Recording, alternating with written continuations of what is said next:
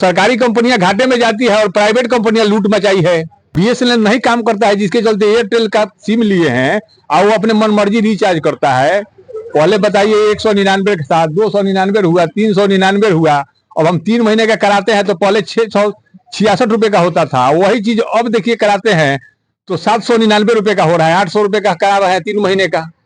107 रुपए का रिचार्ज कराते हैं, वो सब पैसा हमारा बेकार जाता है। कहीं ये कॉलिंग नहीं हमारा हो पाता है। ट्राई का एक गाइडलाइन आया हुआ है कि भारतीय दूरसंचार नियामक प्राधिकरण, जो कि अब 2025 में नया नियम लगाया गया है कि पहले 23 दिन और 28 दिन का महीना प्राइवेट कंपनी वालों ने रखा था, जो कि 31 दिन और 30 दिन का महीना होता है। लेकिन ये लोग 24 दिन और 28 दिन का रखा है, जो कि अपने फायदे के लिए 199 रुपया का रिचार्ज है, 399 रुपया का रिचार्ज है 1 महीना का।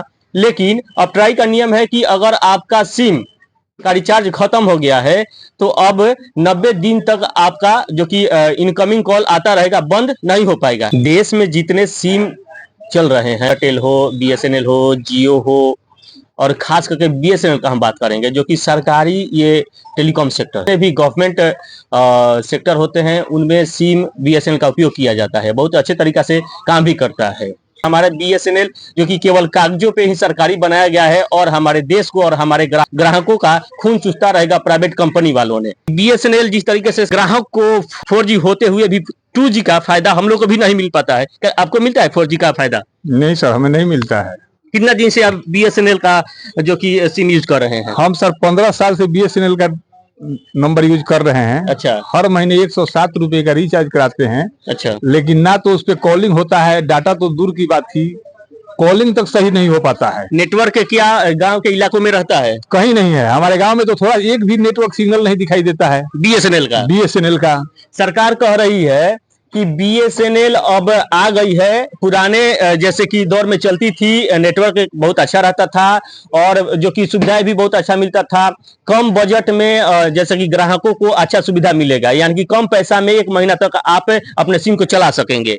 वो सर पहले था, आज से 15 साल पहले था कि बीएसएनएल का देहातों में कुछ उसका हद तक ठीक था। अच्छा। जिस समय 6,000-7,000 रुपए में सिम बाजार में बिकता था, उस समय का हम लोग सिम लिए हुए हैं और उस समय तक से लेके आज तक हम लोग यूज करते हैं। हर महीने 107 रुपए का रिचार्ज कराते हैं, वो सब पैसा हमारा बेकार जाता है। कहीं ये कॉलिंग नहीं हमारा हो पाता है। बीएसएनएल का आप रिचार्ज कराते हैं, सिम रखे हुए हैं, फिर भी आप प्राइवेट सेक्टर वाले जो कि सिम को हम लोग प्रयोग करते हैं, जियो हो गया और वोडाफोन हो गया, एयरटेल हो गया, क्यों? मजबूरी में। 399 रुपए का आप रिचार्ज कराते हैं, फिर भी मुश्किल से रिचार्ज खत्म हो जाने के 10 दिन बाद तक आपका फिर इनकमिंग आउटगोइंग बंद कर दिया जाता है। 3 दिन के बाद इनकमिंग बंद हो जाता है हमारे मोबाइल पर। 3 दिन के बाद इनकमिंग बंद हो जाता है। अच्छा, अगर सरकार इस पे ध्यान देती कि सरकारी सिम है ही बीएसएनएल, तो इसके अलावा प्राइवेट सिम क्यों चल रहा है?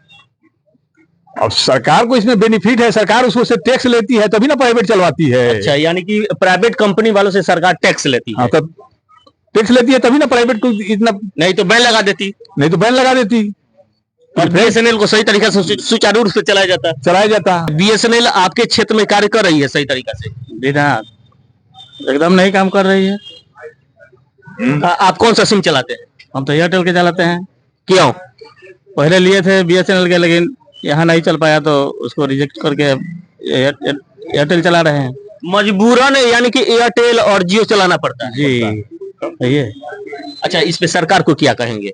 सरकार को क्या कहें, सरकार को तो खुद इस बात को सोचना चाहिए कि सरकार की एक कंपनी है, बीएसएनएल जो कंपनी है सरकार की है, और सरकारी कंपनियां घाटे में जाती है और प्राइवेट कंपनियां लूट मचाई है।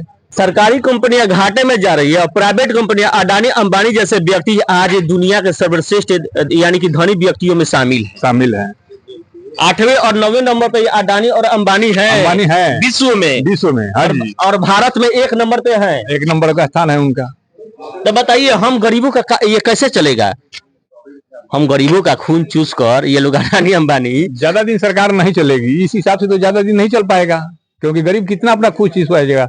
ये रहा बीएसएनएल के प्रति लोगों का रुझान रहा। ये देखिए, बीएसएनएल सुविधा अच्छा नहीं दे पाता है, यानी कि नेटवर्क सही नहीं रह पाता है। मजबूरी बस हम लोग को एयरटेल का प्रयोग करना पड़ता है, जियो का प्रयोग करना पड़ता है। एयरटेल और जियो वाले जितने भी कंपनी के मालिक हैं, ये लोग हम लोग का खून चूस रहे हैं।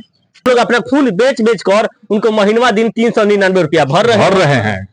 हाँ जी। भले हम लोग के अंदर खाने का पैसा ना हो, हमारे बच्चे का फी नहीं भरा पाए स्कूल का, लेकिन मोबाइल रिचार्ज कराना अब कंपलसरी हो गया है। कंपलसरी हो गया। हाँ जी।